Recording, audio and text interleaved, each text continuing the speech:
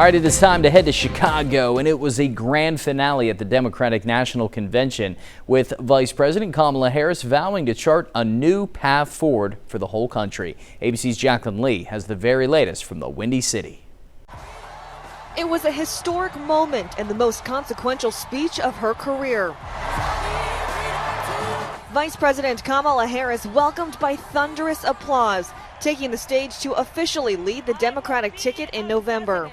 On behalf of everyone whose story could only be written in the greatest nation on earth, I accept your nomination to be President of the United States of America.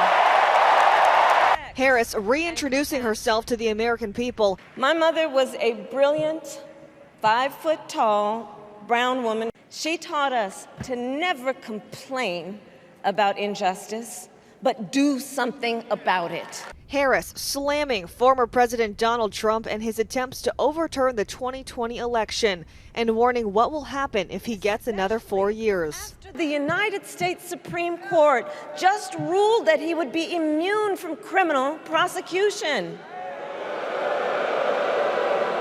Just imagine Donald Trump with no guardrails. And attacking Trump on the major issue of abortion. He plans to create a national anti-abortion coordinator and force states to report on women's miscarriages and abortions. Simply put, they are out of their minds. The United Center erupting in applause when she addressed the war in Gaza.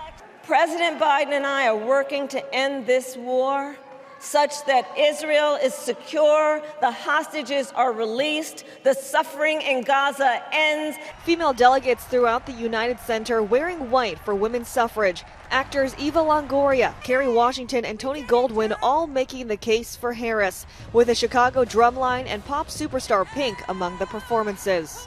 Harris ending the night, calling on her base to get to work. I see a nation that is ready to move forward. Together, let us write the next great chapter in the most extraordinary story ever told. Harris will head to Washington, D.C. later today. She will debate former President Trump in Philadelphia on September 10th on ABC. Jacqueline Lee, ABC News, Chicago.